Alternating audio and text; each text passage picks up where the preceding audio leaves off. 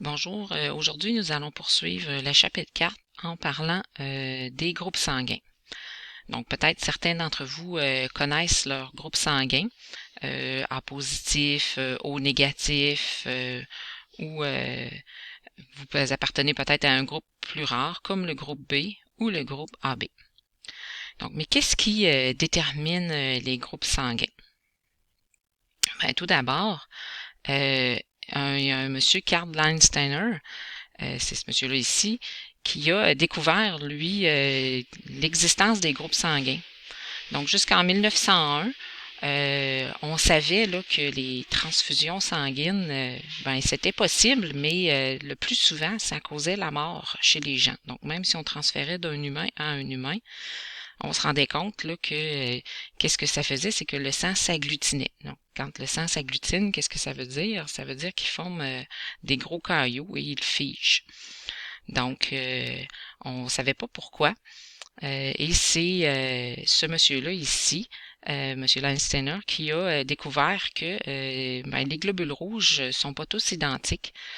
Il y a des catégories de globules rouges et il a classé ça là, en identifiant trois catégories, un système qu'on appelle le système A, B et O, qui en fait va expliquer l'existence des 4 grands groupes sanguins. Pour son travail sur les groupes sanguins, ben, il a gagné le prix Nobel en 1930.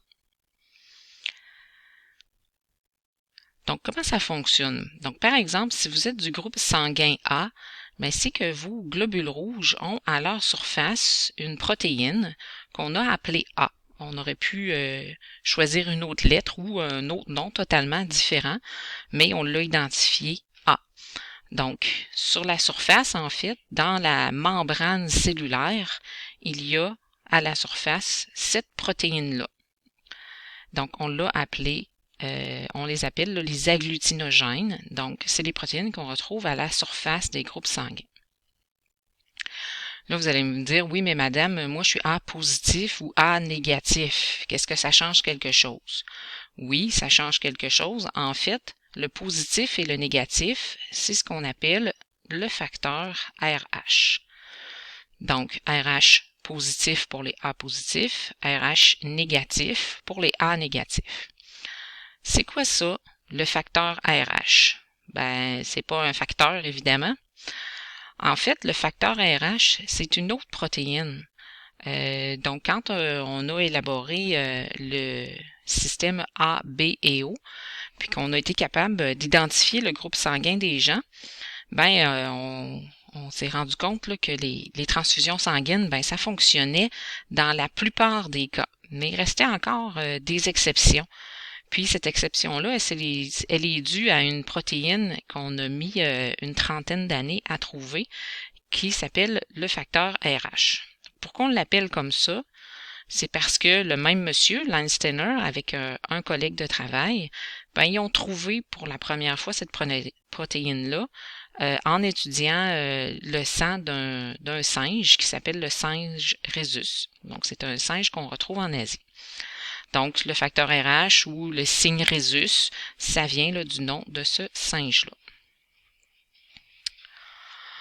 Donc, si je suis du groupe sanguin A, j'ai à la surface du globule rouge la protéine A, donc l'agglutinogène A. Si je suis A négatif, donc ARH négatif, ben ça veut dire que je n'ai pas le facteur RH. Donc, il n'est pas présent à la surface des globules rouges. Si, au contraire, je suis RH positif, ben, à ce moment-là, donc pour le groupe sanguin A, ben, j'ai à la fois la protéine A et également RH. Donc, j'ai deux agglutinogènes à la surface du globule rouge, A et RH. Donc, pour le groupe B, ben, eux, à la surface des globules rouges, vont avoir l'agglutinogène B.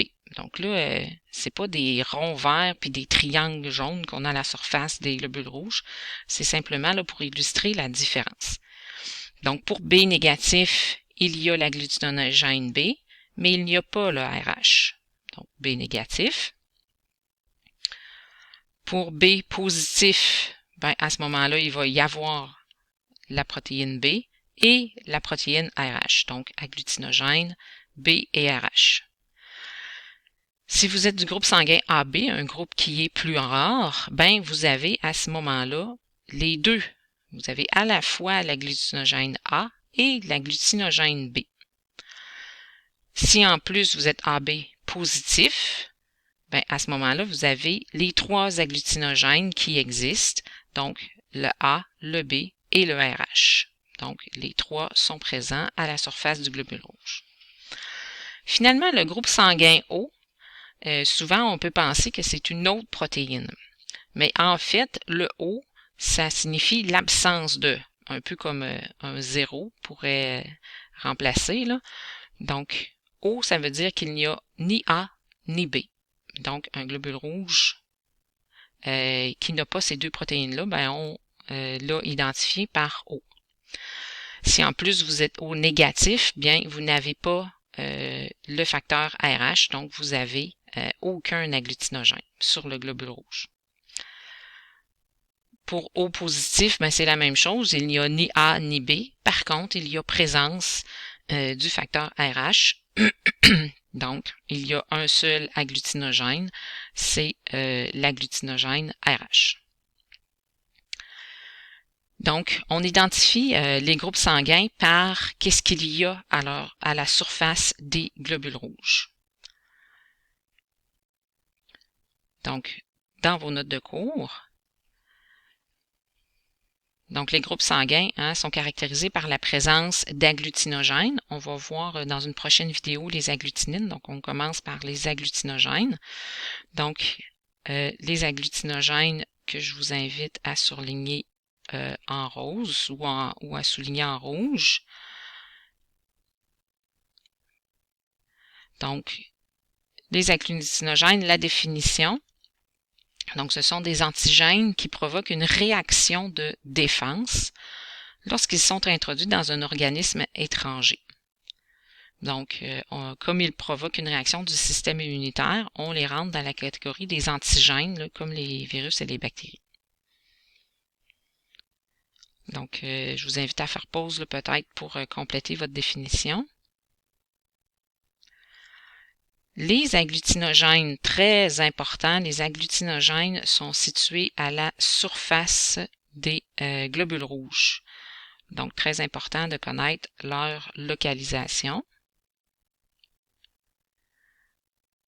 Donc, c'est eux là, qui déterminent dans le fond le groupe sanguin. Ils sont à la surface des globules rouges. Et il y a trois agglutinogènes, l'agglutinogène A, B et RH.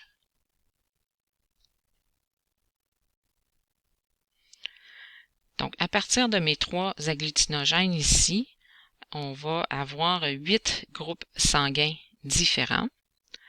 Donc, je vous invite à aller à la page suivante où on a un tableau là, qui parle des agglutinogènes selon les groupes sanguins. Donc, on va commencer, nous autres, aujourd'hui, par compléter seulement les agglutinogènes. Donc, on a ici la liste des 8 groupes sanguins. Donc, A négatif positif, B négatif positif, AB négatif positif et O négatif positif. Donc, vous voyez que ça se peut pas un groupe sanguin qui a juste A. Donc, c'est nécessairement négatif s'il n'y a pas le RH et nécessairement positif s'il y a le RH. Donc, dans la colonne des agglutinogènes, qui sont, dois-je le rappeler, sur les globules rouges, donc, on va compléter en indiquant qu'est-ce qu'il y a sur le globule rouge si je suis A négatif. Donc, si je suis A négatif, ça veut dire que j'ai l'agglutinogène A, je n'ai pas le B et je n'ai pas non plus RH. Donc, sur le globule rouge, il y aura seulement l'agglutinogène A.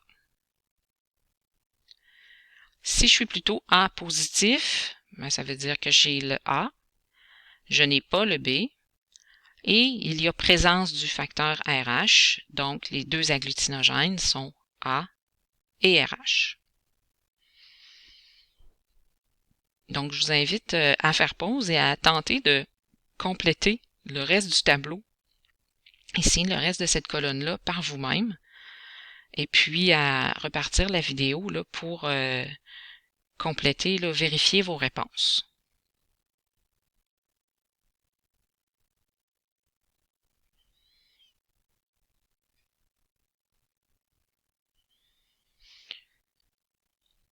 Donc, si vous avez fait pause, vous avez certainement eu peut-être certaines interrogations, particulièrement pour les groupes O.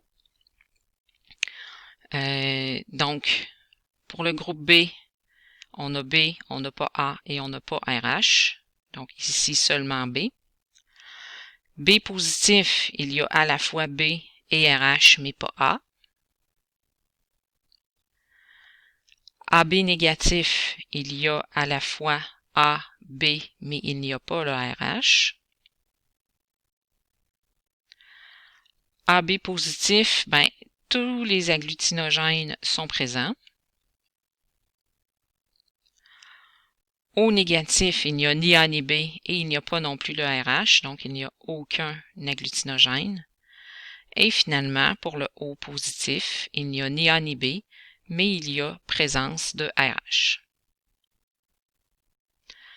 Donc, ça complète la première partie sur les groupes sanguins. Donc, comment identifier le groupe sanguin auquel on appartient. Dans la prochaine vidéo, on va voir ce qui concerne les agglutinines qui, elles, sont présentes dans le plasma.